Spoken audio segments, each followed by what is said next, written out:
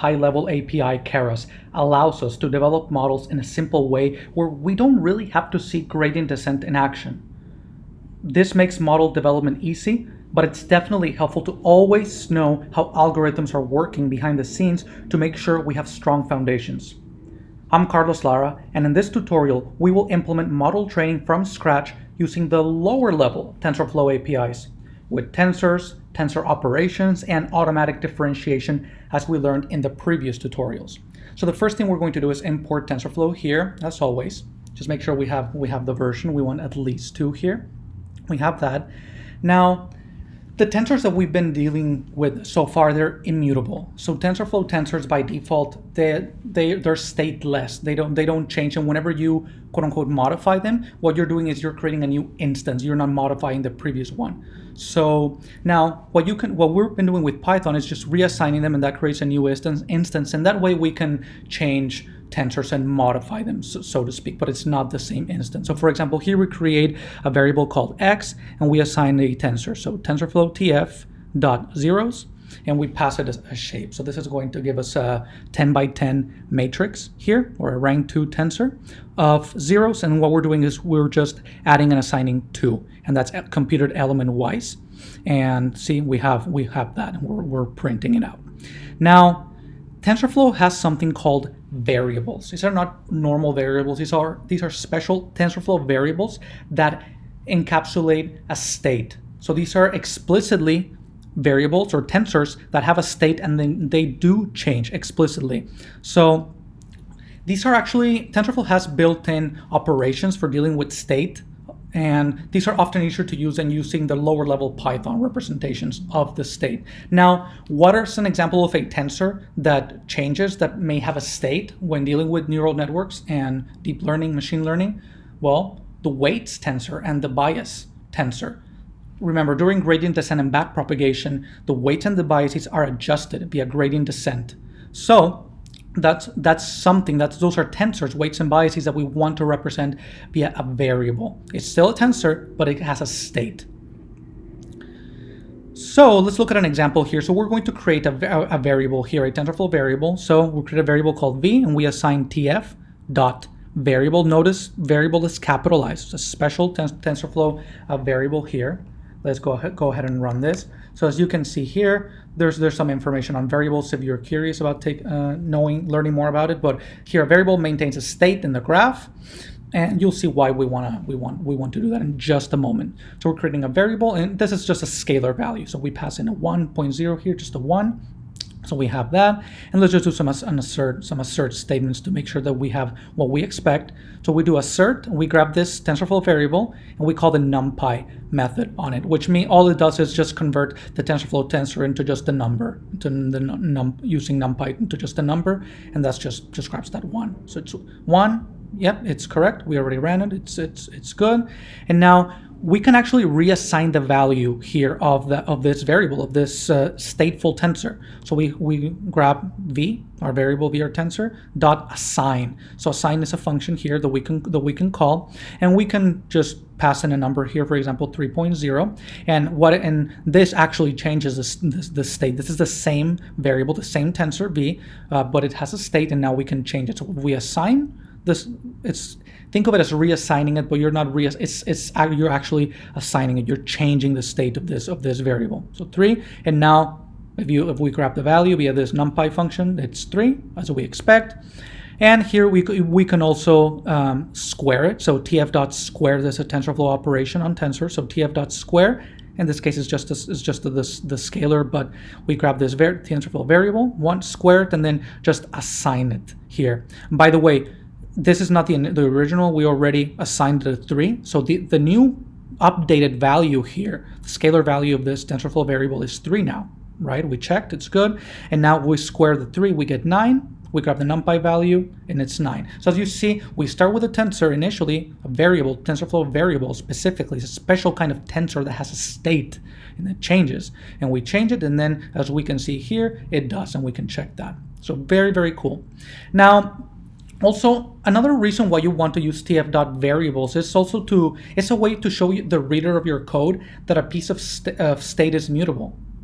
So I mean, you may not necessarily have to use tf.variable, but if you use it, it's also adds value from a readability perspective, because someone reading your code, someone coming in, a new hire or someone else in your team, they look at the code and say, this is a tensor with a state.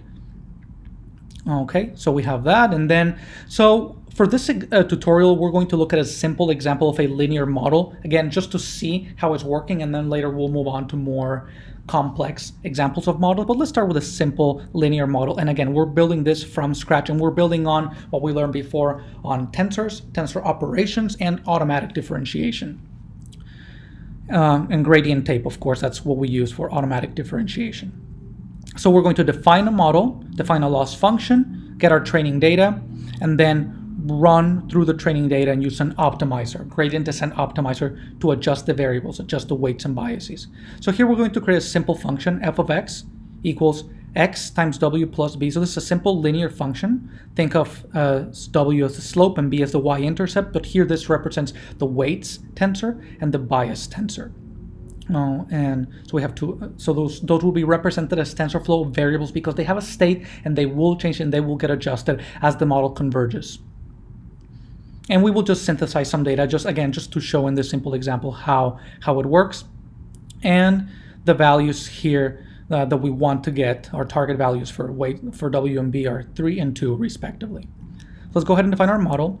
So here with simple Python, we're just going to define a class. We're just simply calling it model, inherits from object. And here we're going to define a constructor, this init method. And here in the constructor, we're going to initialize the weights and biases. Now you always want to initialize weights and biases.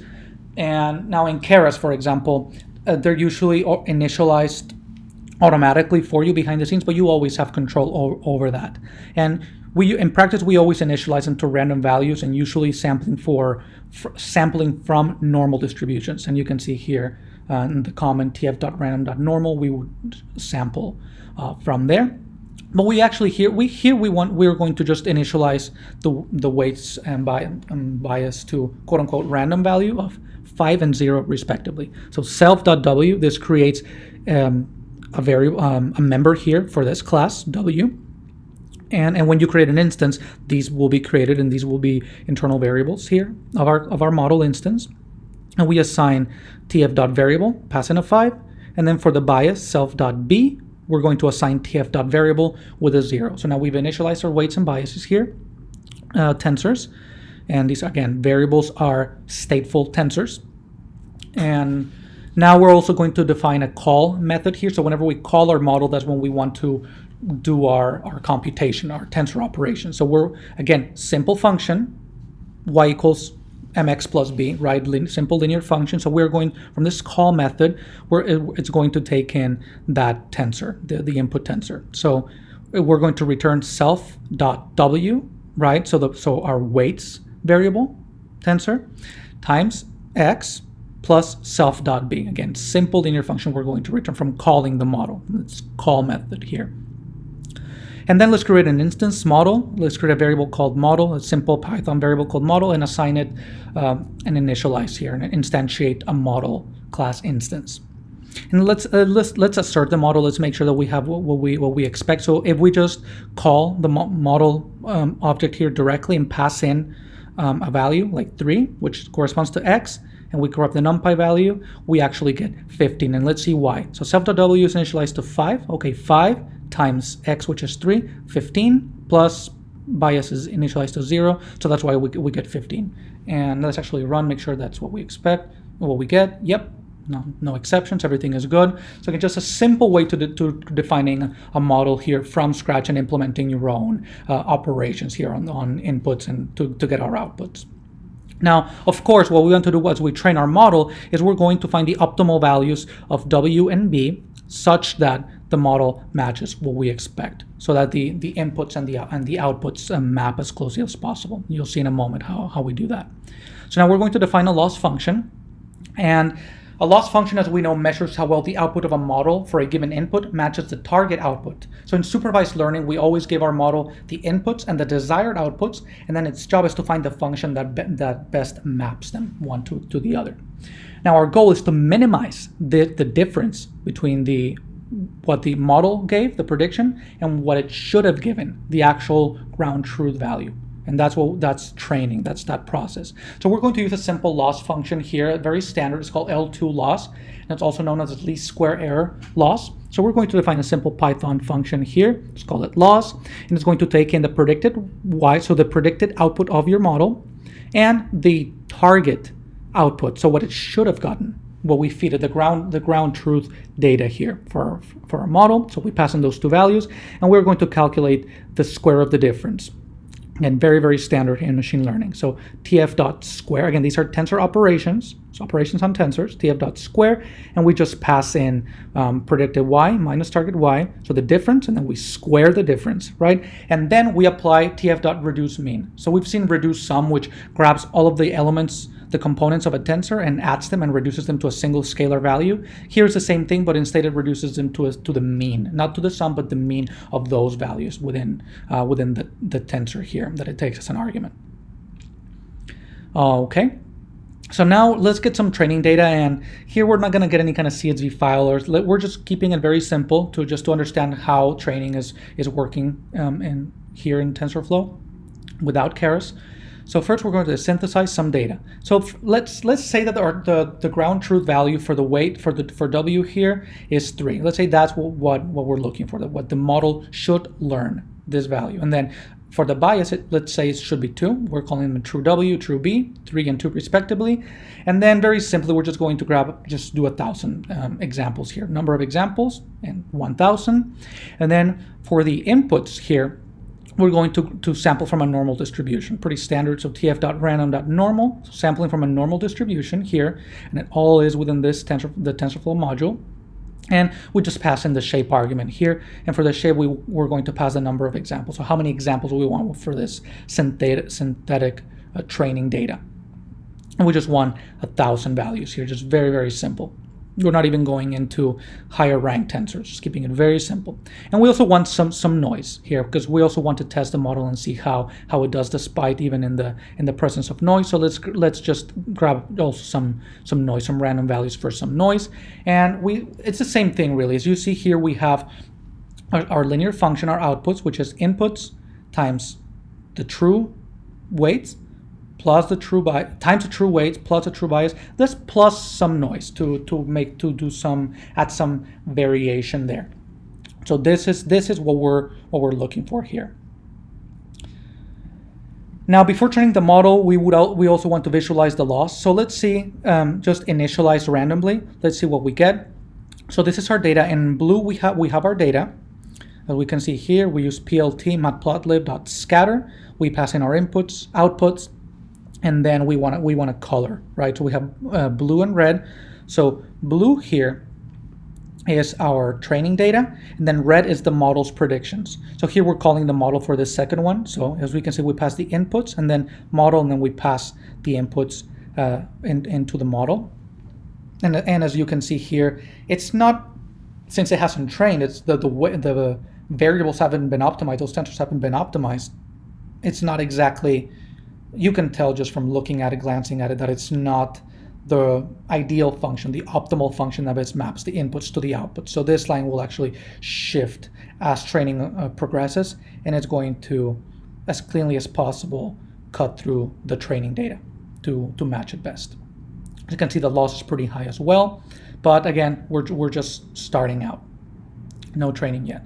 So now we are going to define a training loop, and we want to use gradient descent to update the weights and bias variables and reduce the loss.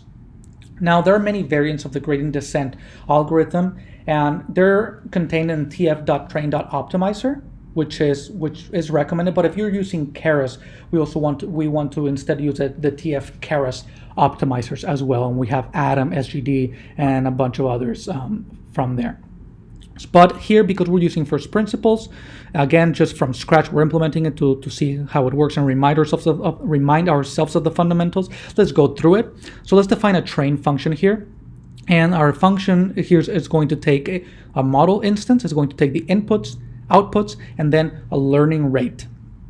And you'll see in a moment why we want learning rate. You probably already know. But the first thing here in our train function, we want to open up a context manager here for gradient. So as we learned before in automatic differentiation with TensorFlow, the way we calculate and record gradients here is with using tf.gradientTape.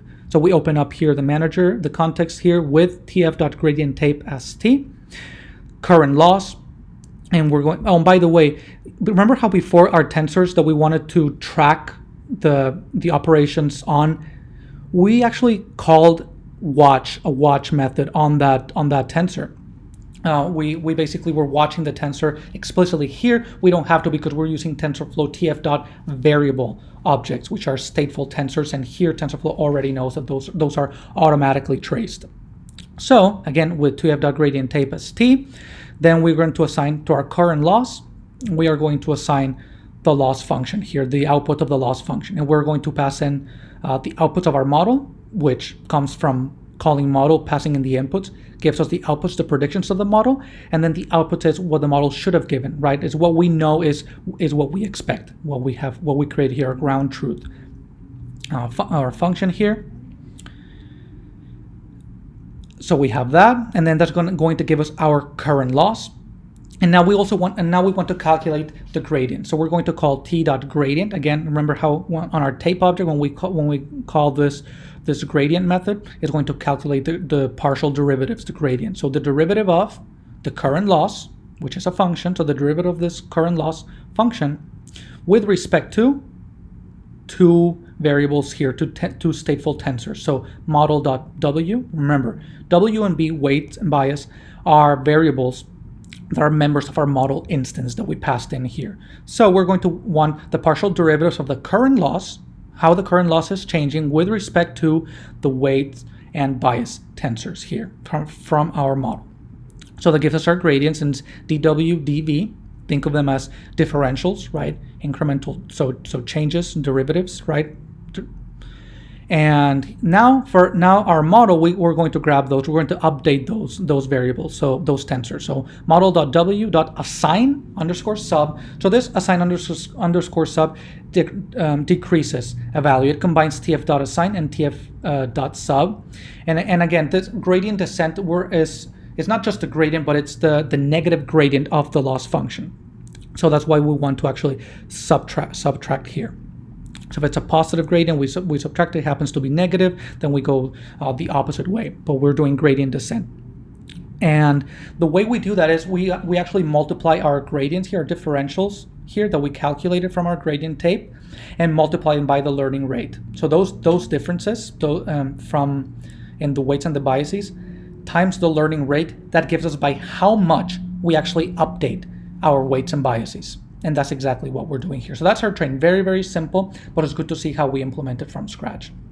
So now that we have our train function created, now let's actually go ahead and run epoch. So let's recreate our model here. Some assign model constructor. So let's create an instance.